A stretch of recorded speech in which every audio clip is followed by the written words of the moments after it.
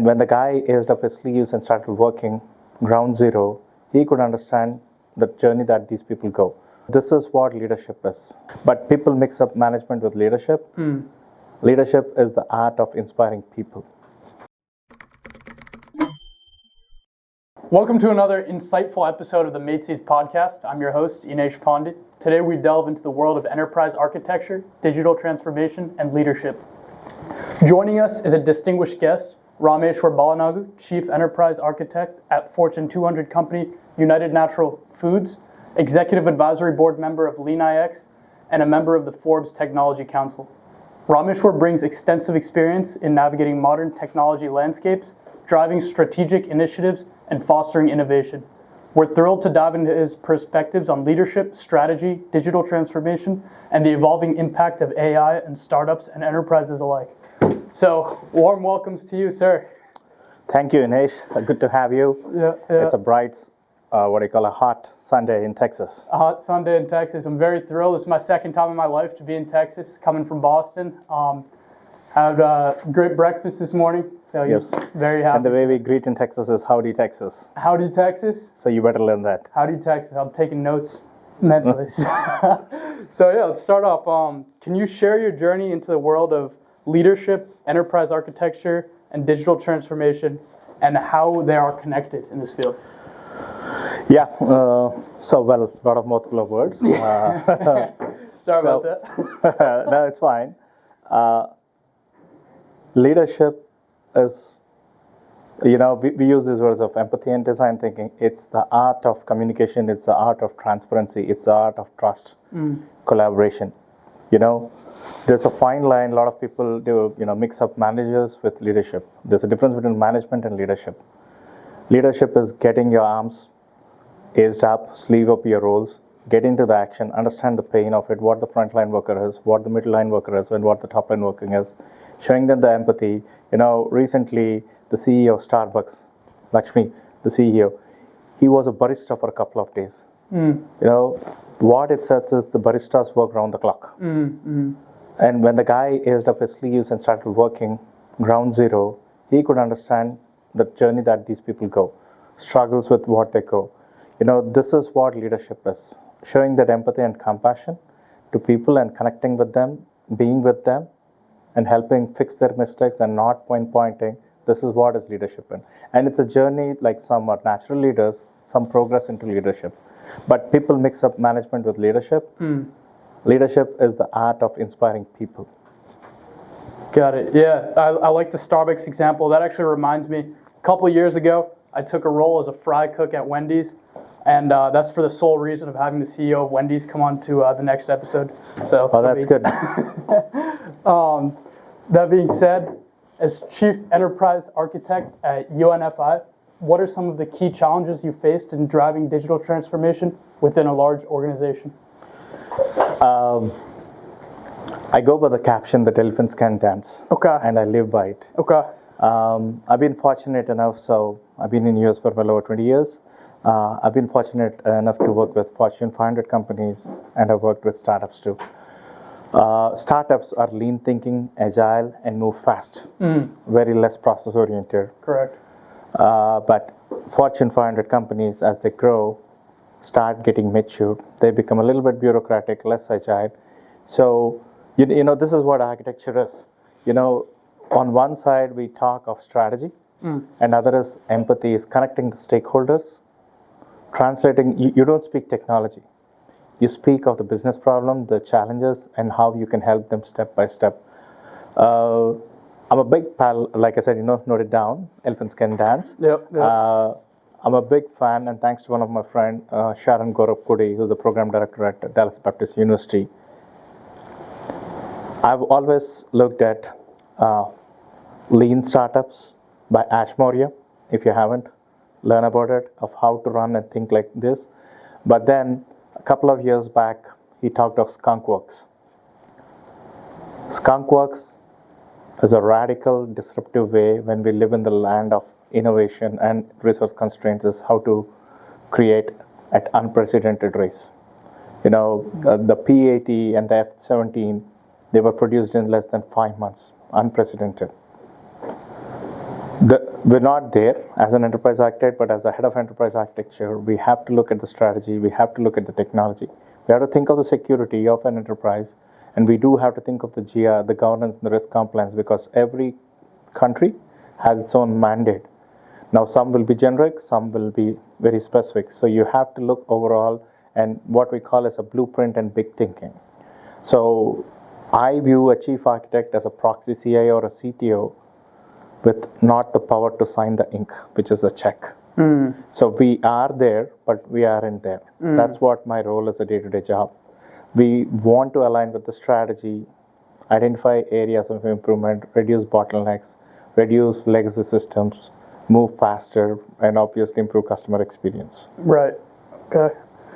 So you've touched on this a little bit, but kind of piggybacking more into it, double clicking it, you've been involved on both Fortune 200 companies and startups. How do the challenges differ between these environments, and how do you navigate those differences? So this is a journey, and thanks to some of the CIOs whom I've worked with.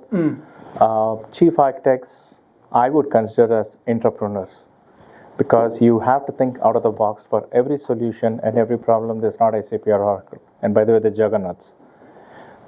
Every problem doesn't need $1 million, and not every problem can be solved in a $100,000 budget. You have to be creative in ways, and this is where one of my CIO, I have to thank him. He said, find ways to disrupt yourself. And that's where I started reading into McKinsey's 3 years horizon framework. You can do gradual innovation, you can do radical innovation. If you're a startup, you do radical innovation because you're bringing something, a problem that a customer has. Big companies cannot shift the gears overnight. They need gradual. So then what happened in the journey, roughly around 10 years back, I started working or went into the market and I said, guys, I have a problem. We're not going to pay a big buck. I'm here. You can use my brand name. You can use the company name. We'll give a small check. Are you willing to work? And that's where my first movement with startups started. And I was in telecom and call center. Some of the problems with very little money, and as you know, startups struggle on 3 things: lack of resources, lack of brand name, lack of go-to-market. So if I could give a small check and be a bellwether to them, they would happily go glove in with us. Right. So that is my first saga. But then what I also learned is the startup saga is not easy. There was a company where I worked with the CFO and the CTO fought and dissolved. So there is an inherent risk with startup. Right. But then the journey gives you a lot of experience. And this is where I started reading more about startups. Like I said, at the very beginning, Lean Startup by Ash Maurya. I embraced that book. And then when I read that book, this isn't what an enterprise architecture is. So then I read a book called Lean Enterprise Architecture. I read another book. So by the way, I read as many books as possible. It helps me get better. I read a book by MIT professor. So when I started reading enterprise architecture and startups, yes, they're moving at scale and speed, but this is how we think. We think, but we don't move at scale and speed. So that is where actually I wrote an article called Why Enterprise Architects Are Intra and Extrapreneurs. Because we think and we collaborate. So maybe we may not give a product, but we do have a solution that could translate into an outcome. And that led into another. Then somehow, fortunately, I would say, I started taking my experience of this startup mindset with enterprise architecture and I started blogging. And then I started speaking across the globe, and more startups started reaching out to me. So then I would say I've started becoming a very passionate person of startups. And I had a great moment when one of my friends said, every big company was a startup at some point in their life. Right. But know for the fact that out of 100, 99 will fail and 1 will go. But this is where that led me to the Skunk Works is, you fail fast or learn fast.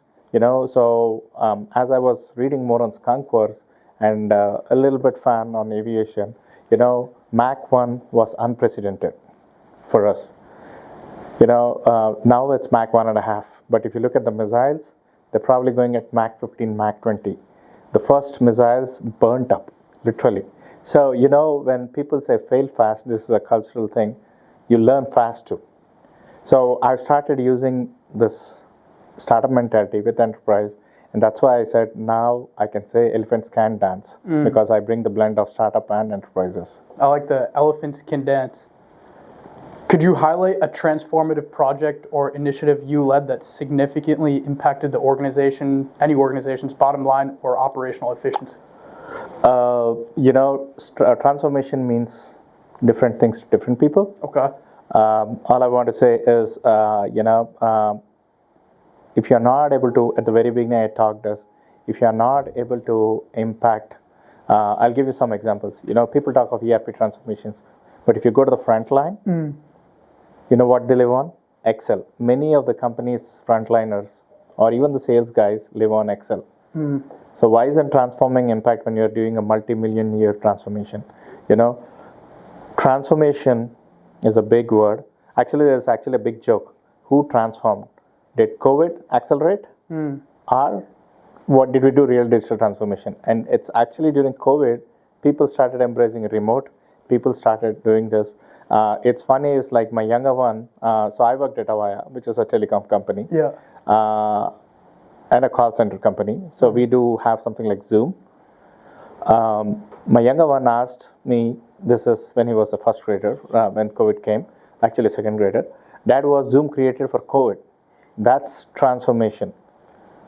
Our company, which is, my prior company, was a leader in the communication spectrum. Kids did not know.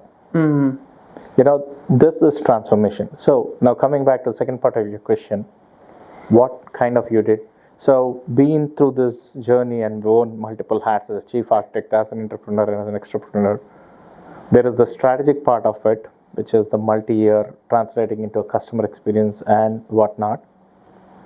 But my goal was to understand the stakeholders' pain, prioritize them, and transform. Like some have immediate gratification. Like I said, this is where the McKinsey's 3S framework works. One is a 1-year framework where it could have an immediate impact. Say a simple thing as a month-end close. Financial reporting is a big. We good? I think so. We're good, right? Yeah. So month-end close was taking longer, and we gave them tools to close in less than 1 day. That was an aha moment. Similarly, some of the public companies, for them reporting a 10K or 10Q used to take longer. And what we did is we empowered them with data, a self-service data, and then giving actionable insights with AI and governance. What happened is they could make decisions faster, and if they could trust the data, that helped them transform. So, your transformation is just not customer experience. It's actually delivering a customer. People think of customer experience, but you have to think of supplier. You also have to think of service experience. So when people talk of customer experience, please, if you don't mind, now take it. I hate AT&T and I hate Samsung. Okay. AT&T billing sucks. Each customer rep tells something and goes something. And then Samsung, which calls smartly as smart things.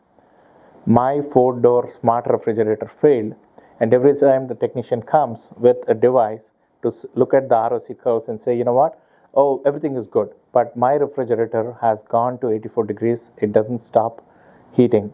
And multiple times I've shared the picture, the same story, nothing happens. And I got fed up and I had to sell that 4-door smart refrigerator. And in fact, I had lowered my devices to a less technology. This, if we are in the smart technology, why can't Samsung and AT&T, which talk of AI, improve the experience? More than a year, multiple times calls, multiple times, they haven't fixed my problem, and I ended up basically downgrading myself. This is a transformation that companies have to do. If they want to focus on revenue, that is great, but if they are talking transformation, call AT&T and you'll know what transformation they're talking about. AT&T and Samsung, you've been called out. Thank you. Okay. How do you balance innovation with operational stability and security, especially in industries like logistics and food services where compliance and risk management is critical? Any transformation project should have 3 things. or an operational annualized budget should have three things to it. There is a CapEx and there's an OpEx. All your digital transformation projects do come under CapEx, but then there should be some OpEx, which is what unit touches keep the lights on. So sometimes compliance could become keep the lights on, and sometimes it's a must. So every industry has to go as a mandate of compliance. But the beauty of compliance is actually it can actually accelerate transformation too. So one is reporting your data and your systems, but because you have to report timely, you may have to transform in the sense you have to look at your system rationalization, your process rationalization, you have to look at technology. And the third part is innovation. Innovation, you know, it's a funny thing is, like I said, some companies do a separate budget, but generally when it comes to annualized IT spend, you only look at CapEx and OpEx, and the OpEx is more to keep the lights on, or an operational in nature. The CapEx is capital, and you know, like I said, sometimes the way the financial definition of CapEx and OpEx, innovation actually is glued into CapEx. And some companies which are innovative actually use that to write off for R&D dollars. Not every company has it. This actually comes to the cultural aspect of it and the leadership. You know, people keep talking of culture, and so do I. When you talk of culture, you know, this company's culture is bad, that company's culture. The famous quote by Peter Drucker: culture eats a company for its strategy for lunch, breakfast, dinner, whatnot, even supper. It's the people, and mainly driven by the leadership. If leadership can set the bar and inspire people, be transparent, people will automatically transpire to change. You give them, you know, the famous thing. You feed a person, one day it's fine, but if you teach him how to feed himself, he will sustain for the rest of his life. This is what we need to do. This is what leaders have to do to train them how to feed themselves. Got it. As a member of Forbes Technology Council, how has that affiliation influenced your perspective on industry trends and leadership? First and foremost, the Forbes Membership Council has ended. Okay. I've been there for a long time. So Forbes actually gives you a couple of things. It gives you a world-class recognition. No problem. And then you meet leaders across. Right. I was fortunate enough to bump into a lot of innovative leaders, a lot of startups with different ideas, you know. And then I used to write articles. Now these days, since October 2022, you have ChatGPT. You don't need, in fact, if you use Quillbot, it is your content editor. But Forbes actually gives you a way to express your voice in a much better way. People like me who've come, our English is fine enough, but grammatically and syntactically it isn't up to the mark. My first aha moment was I used to write an article. In fact, when I first published my article on LinkedIn, my friend said, "Look at the grammatical mistakes you have." So now I use AI. So there's an autocorrect and auto-indent and all. But Forbes actually gives you writers or content writers who review, put deep thought in it, and you go back and forth on it, and then you publish it. But once you publish, the impact it crosses is, just look at my LinkedIn, my number of followers. Every time when I used to write an article on Forbes, the impact was a lot of people used to connect with me. So the only social media that I use is LinkedIn. The power of social and the power of networking. This is where people started watching me for a while, and they started looking at my content, and then they started connecting with me. You know, the world, like we say in India, Vasudhaika Kutumbikam. Digital has connected world, characters, people whom you never knew. I have people all the way from Australia to New Zealand I've never met, but what we found is we have similar thoughts. And every mankind, every person on planet Earth, irrespective of the gender, age, religion, 99.9 bar, thinks very similar. So LinkedIn, actually the Forbes actually helped me create my own, become a content creator, and what we call in these days as a creative influencer.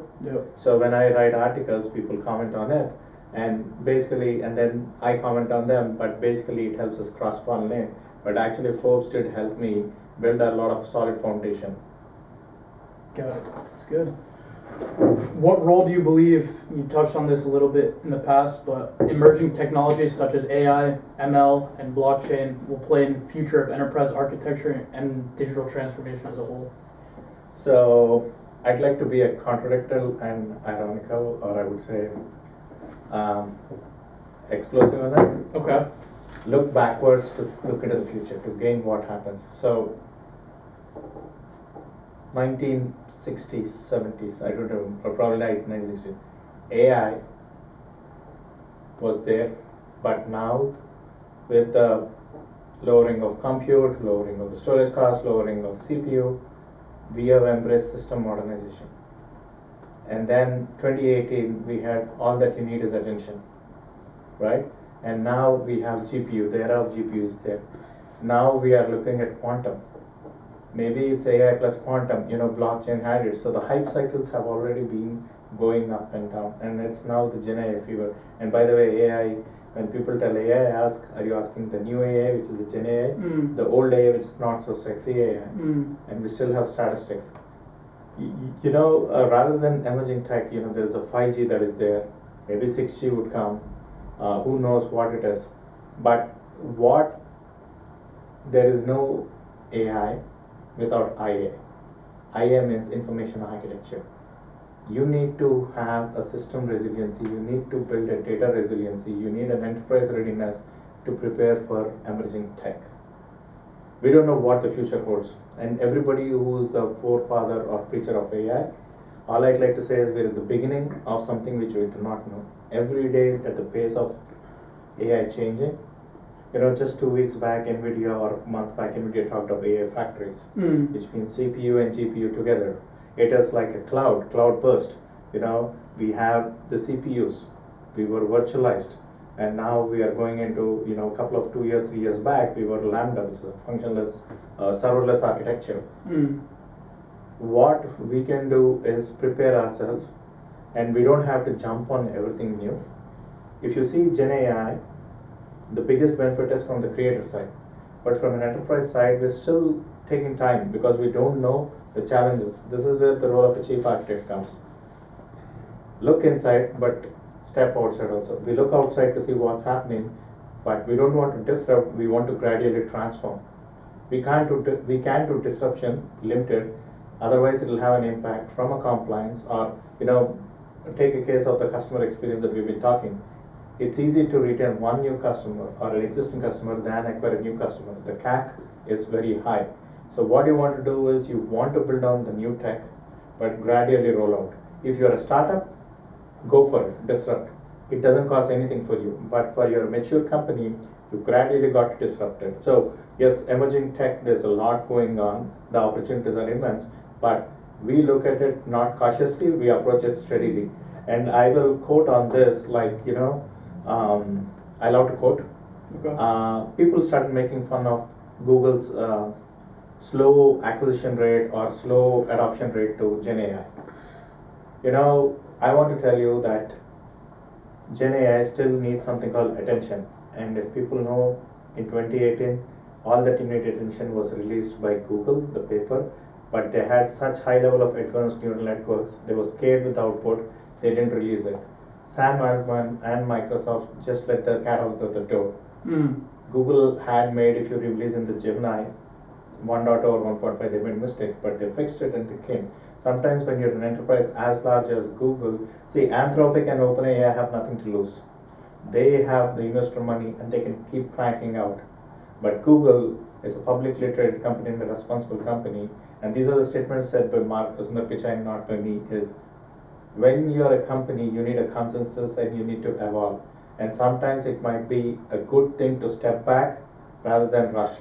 So because they did not move at scale and speed like how Anthropic or Llama or OpenGPT, the stock no stand. But then Google Gemini came and the multimodal capability, boom. So I think, for enterprises, it's a very hard lesson, and this is why leadership matters. Tough times need tough decisions, but tough decisions sometimes have to be thoughtful too. Right. What advice would you give to aspiring technology leaders who aim to drive meaningful change within their organizations? I think it all boils down to being innovative and bold and open. Okay. the more they're open, collaborating up to the leadership, to the team members and cross, and setting the standards and infusing the positive energy of innovationness will actually help them. And first and foremost, it starts with we, not I. If you think I can solve this, I can solve the world's hunger, no. Together we can solve it, and let's collaborate. And it takes time. Sometimes they won't get it. Let's face it, enterprises sometimes are too slow to adopt as well. It's an uphill task. And this is where the role of an enterprise architect is to help them speak in the layman's term and help them understand, make a meaningful impact step by step, gradually. How do you ensure alignment and buy-ins across different stakeholders within an organization, given your involvement in large-scale transformations? Let me be clear. You cannot solve world's hunger. Yeah. So is the truth with an enterprise too. Okay. I know you're too young, but if you've done ERP transformations, not everybody is happy, but a bulk of them are happy. But what can be done, and again, I'll come back again and again to the McKinsey's 3S framework. Some things could be done without even calling it as a transformation. Small things, the hype of intelligent automation, which is RPA, process mining, task mining. I'm not sure if you've heard. Same thing. And small tweaks could be done to improve. But then large scale, you may not get all the stakeholders, but you do call a priority based on the cost and the stakeholder risk. So if it's a regulation that's a mandate that's like a gun on your head, you have no option, whether you like or not. Same thing with cybersecurity. If there's a breach, you gotta do it. There's no other option. So you cannot have everybody happy, but you can get everybody on the table and explain, why we hear you, we resonate with you, but this is, you only have at the end of the day a small piece of cake. This is what we can solve. So when you bring people in and align and educate them, then people will be much more motivated. Because back when I came to US, when I did my MBA, I studied organization behavior. And there's one thing that I still sticks in mind is 99% of human beings crave for one thing, which is recognition. What we call is what's in for me. Mm-hmm. Everybody wants something, a pie in the cake. Mm-hmm. And not everybody can get it. But at least you can say, hey, this is what we have. We'll probably get you sometime, maybe in the future, but let's work together. But the moment they believe that we are together, transformation is successful. ERP is no better example than that. ERP needs organization change management. It's like moving mountains. I have examples of Fortune 100 companies, shoe companies, I'm not going to name them. They couldn't bring SKUs at the right time. Mm-hmm. Some of the companies for the ERP transformation had drastic P&L losses. It all so transformation starts with the organization change management. Got it. How do you see the role of Chief Technology Officer evolving over the next decade, considering the pace of technological change? Like I said, I'm sometimes radical, sometimes disruptive. Uh-huh.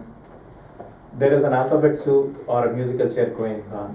We had a CIO, then we said we needed for a CTO, we had a Chief Digital, Chief Data and Analytics Officer, CXO, and I call myself as a Chief Cleanup Officer. It's something I got inspired. I think the role of a CTO would transform into what I call as a CTIO, which is Chief Technology and Innovation Officer. He'll have to think, think forward but look inside too. So this is one of my other slogan too, which I wrote in LinkedIn too, is you have to think forward to see where the world is going, because you have to keep up, otherwise business will get disrupted. Mm-hmm. But you also have to look inwards to understand how to transform. It could get a bit tricky when you say look inwards, because isn't this the role of a Chief Information Officer? But what is happening is, like I said, innovation is occurring outside, and inside. Your innovation outside is like bringing a new capability or a new product, but innovation inside is streamlining your process. Even that's a small innovation. So I think the role of a CTO 10 years down the line would be what I would call as a Chief Technology and Innovation Officer, not an Information Officer. Forward thinking but backward looking. That's my mantra. Given your experience with leanIX and other advisory roles, what has been the most rewarding thing in those roles? leanIX is done, but I would definitely say the kind of treatment that they gave for a non-fiduciary role was amazing. Thanks to them. But more than that, what brought me into those advisory roles is they bring a lot of executives to brainstorm problems what the CXO needs. So that is something, as an individual, like today, if a CI has to make a decision quickly and understand, it's not very easy. There's a concept, something called digital twin of an organization. It takes a while, but at any given point of time, me being the CIO of a company, let's say if it's 1 billion or 30 billion, I want to understand how are my systems performing at any moment. Yes, you can do it, application performance management. What is causing my PO to be or my sales order to get stuck? Yes, you can go and search in SAP and find where it is, but you don't know exactly what the problem is. What you want is a real-time operational visibility with a nice command center. And I would always say, since you asked this question, I was inspired by the Elon Musk's, what is it? SpaceX? Falcon? No, SpaceX, I think the launch of Falcon or something. So, and since I'll touch one more thing is, you touched on digital transformation. If you remember, you're pretty young, when rockets being flying, astronauts are cosmonauts. They had the big white gear, but then when they were flying, what do you see besides them? Bunch of books, troves of books. So they used to keep scrolling through that, turn the switch. Even to this day, when you're flying a Boeing, a pilot, you will see books. Those guys, bunch of cosmonauts or astronauts, blue suits, they didn't have any damn books. They had multiple blue monitors and everybody was surfing through that. That is digital transformation. Because that is making your life easy. And that inspired me to think is, why can't CXOs have something very similar? That is where I started working with these advisory roles, and in fact leanIX was building a CXO dashboard. Right now, if you see, it's not very easy or convoluted for the CXOs to get that kind of a blue monitor thing.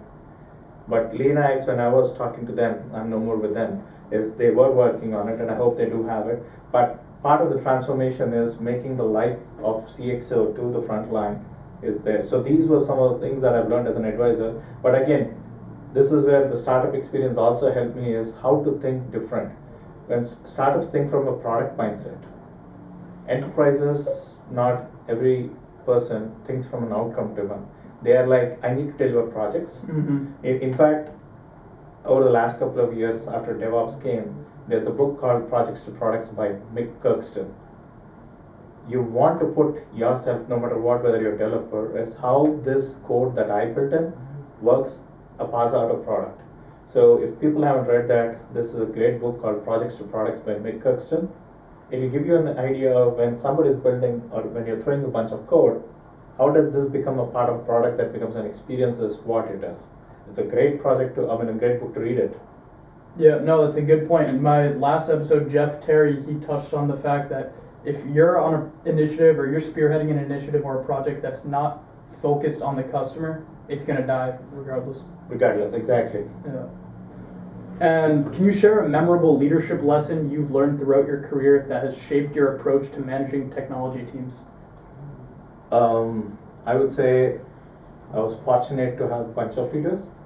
One of the leader comes from startup, and he's the one who instills startup mindset. But I would also attribute to a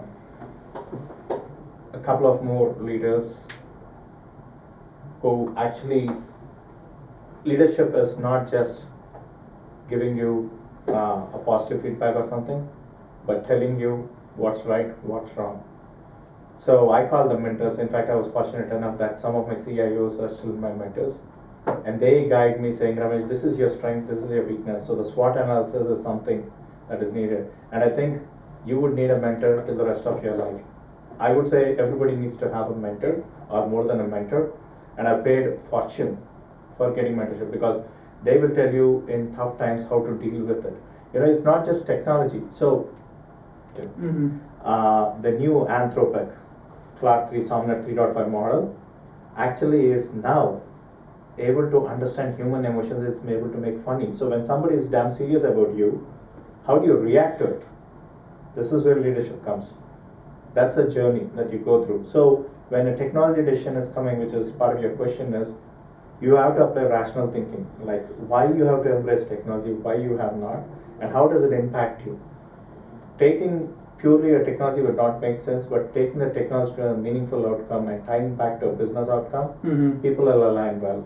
And this is where empathy comes in, as you bring people together. This is a part of a chief architect role too. So we are a proxy CXO without assigning power. Right.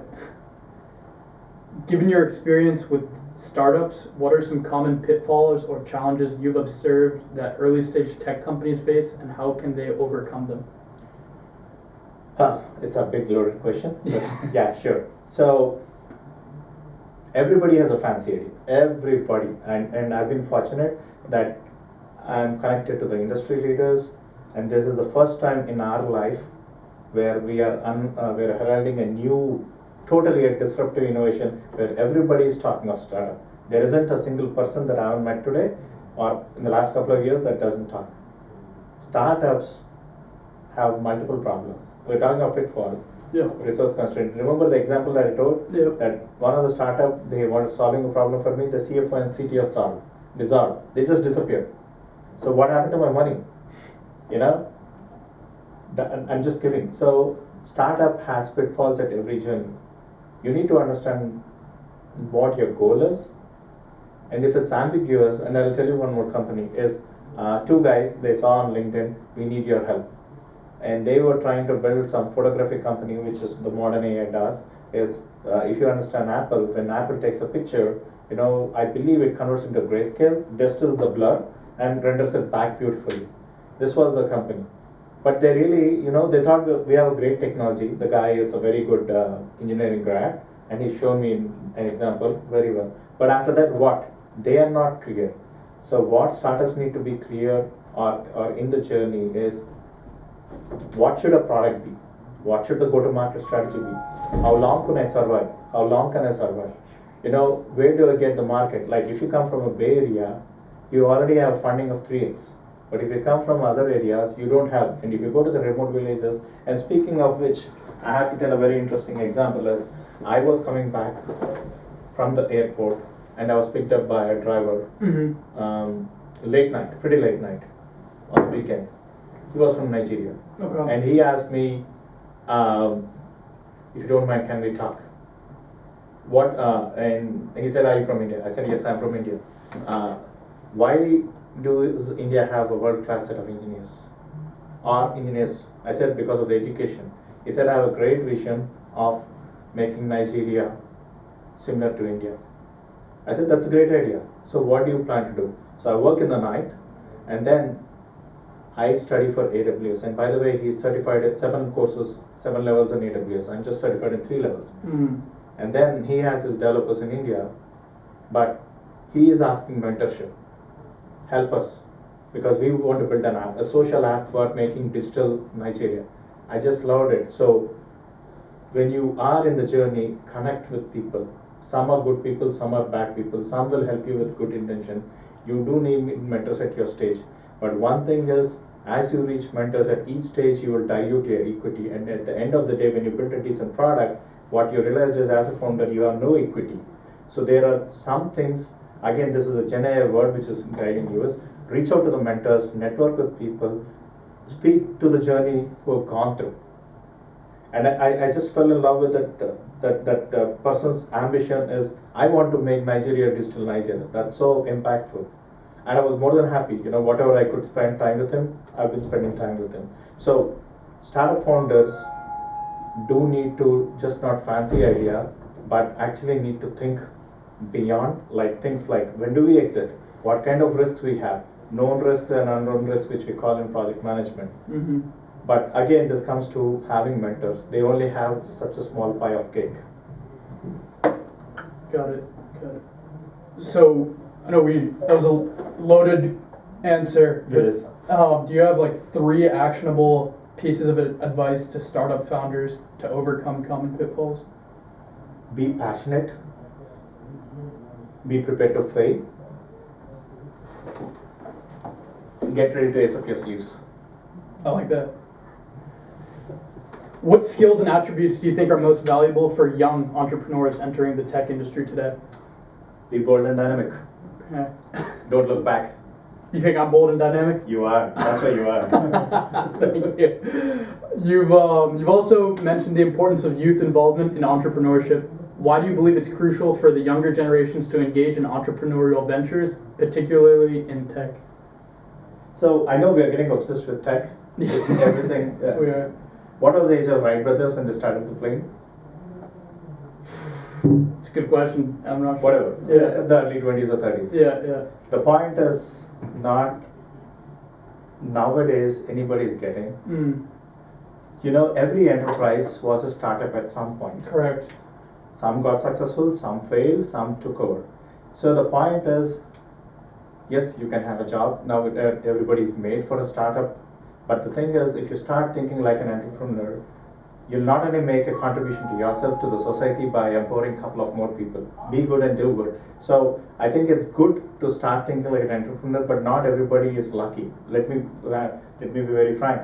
99% of the startups get busted, but the experience that you get, and then at the early stage, you don't have any liabilities. You don't have a family, you don't have kids, you don't have college going kids. So your liabilities are less, which means you can take more risk, and that's why it's actually good. And then you have the ability to work around the clock. We do have the ability, but then we have other liabilities to take care of the family. So the sooner you get into an entrepreneurship, the chances are you're not just growing yourself, you're actually contributing to the economy. Right. A better civilized nation is what our as a country or a world we will become. Wow, sounded like you're running for president for a second, but that fired me up.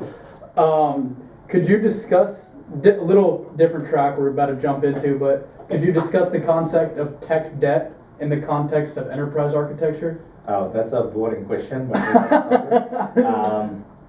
but yes, we do have to solve. So because in the rush for gold, we're forgetting everything else.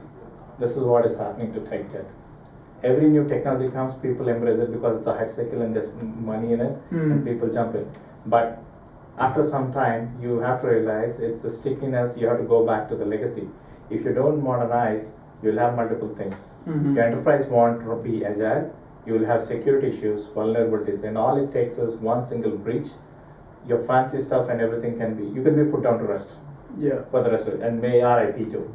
So tech that is actually a cost to maintain, but security and compliance wise, and then it doesn't help you move faster. So if you want to be agile and move faster and embrace the emerging tech and be disruptive, like I don't remember the exact stats. The Fortune 500 companies or 200 companies that were there or that are there in the now 10 years. Which is the largest company right now from a market valuation?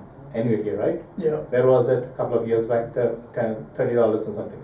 So you got to keep this innovation, but then in order to move at that innovation, it's like, again, elephants can dance too. If an elephant has to dance, what does it need? It needs its legs to be strong. So if the legs are weak, which is the tech debt, it can't dance. So you got to have your legs, otherwise you can't put props and make it dance. It's heavy. This is the example of organizations. They are heavy in nature, but they need their legs to be strong so that it can move. So remember that mantra of elephants can dance. So you need your tech debt to be streamlined and optimized so enterprises can dance too. And elephants can dance. And will dance. And will dance. That's a famous quote actually coming from IBM, but I loved it so much that I use it so much. Okay, that's good. So this is not working, but this one is working. What happened? The battery died, I think. Oh, really? Yeah. Oh, you can pull the battery from the other camera. So are we good? Man, it was long, man. Yeah, I think, what are we, like 30 minutes in? You want to wrap it up? No, we are like 40 minutes in. Oh, we are? Okay. Yeah. But he will edit some of it, yeah. Yeah. I think Are we you on a started time? going deep into questions, right? Yeah, we did a little bit. So I told you, I'll be a little bit different when you speak. Yeah. There's one more guy, next time when you come, you should interview him also. He's also a heavy podcaster, a good friend of mine, he just came in now. Oh, really? Did you tell Ramesh that is he coming? That's Ramesh, is right? No, Arvind came and Ramesh came prior to that. Okay. So everybody was coming, I was kind of showing go. Because we started, so maybe let's wrap it up. Yeah. I think this is more. Okay. But we will, maybe, I don't know, whatever, yeah. I think you Good. Yeah. So far so good. Yeah. I typically keep a stopwatch. I didn't keep it this time. Okay. Maybe you were so integrated with the questions and answers. I'm having so much fun. Yeah. I told you, I worked with so many startups and it changed my mind of how to think. Yeah, no, I'm having fun asking you questions. So what do you want Maybe to do? another 5 minutes and we'll wrap. Like 2 questions then? Yeah, go ahead, shoot for it. Okay, let me just pick. It turned up? Yes. Right. That one's still rolling, right? That one is still rolling. Yeah, Yeah. that's fine. What do you think we should talk about for the last? I don't know.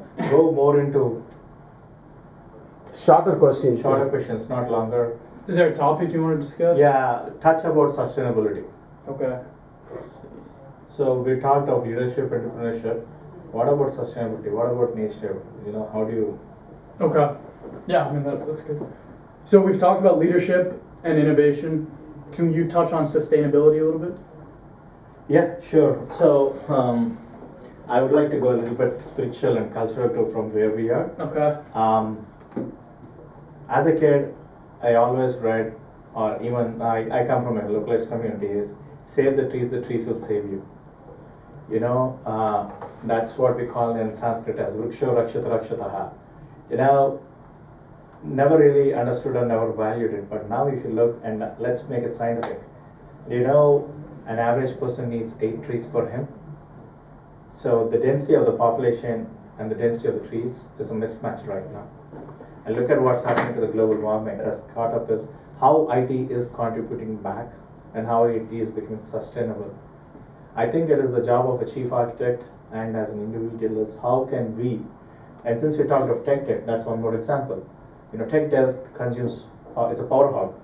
You have your old data centers, you have all your machines, and that causes a carbon footprint. Mm-hmm. How do we reduce the tech debt, which is more modern, and reduce it so it uses less energy? Everybody has to think to save planet Earth. Now, Musk is saying a couple of years we will go down, and that's why we have to terraform Mars. Hopefully we do it. But the thing is, we are taking Earth beyond a repair. Look at the global warming that's happening at an unprecedented rate. Startups are great, innovation is, but we need to accelerate on sustainable future, sustainable platforms, sustainable. Again, you know, when money is there, greed comes in. I don't want to dwell in it, but there is a greenwash, carbon credit greenwash. Each one of us has to become a responsible and sustainable person so that an enterprise becomes sustainable. If a company has sustainability, understand what it means and how you can contribute. That's why, as a part of my principles of enterprise architecture, and this is something I've copied from AWS, secure by design, scalable by architecture, and sustainable in nature. 3 S's very profound, and I use it. Well, I would say I'm embracing it. I wouldn't say I'm using it. When you build something or something, you should have sustainability. Security and scalability is something, but sustainability is equally important. You want to minimize the use and maximize the output and contributing to a lower carbon footprint. Anything in our industry or anywhere else, we need to understand how do we reduce the carbon footprint. And I'll give you an example. I'll give you a funny example. There are sustainability conferences, and you go to the coffee. What do you see? Plastic coffee cups, plastic lids. You know, where is sustainability, man? And then you put all these sustainability banners, and it's joke that I've seen the enterprises talk about it. And when I look at it, it's a plastic lid. Where is a biodegradable lid? You know, these are things that we talk, and it's a fact. But it's time, as each individual on planet Earth, we do have a responsibility to be sustainable.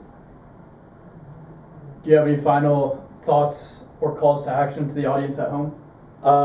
It's great talking to you, Nash. All I'd say is be bold, be brave, take on the world with a new set of ideas. That's awesome. So today we've had the privilege of diving deep into the world of enterprise architecture, digital transformation, and leadership with Rameshwar.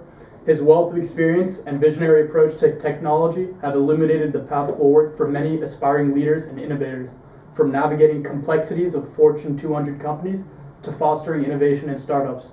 Rameshwar's insights have underscored the crucial role of strategic technology leadership in just driving sustainable growth and meaningful change.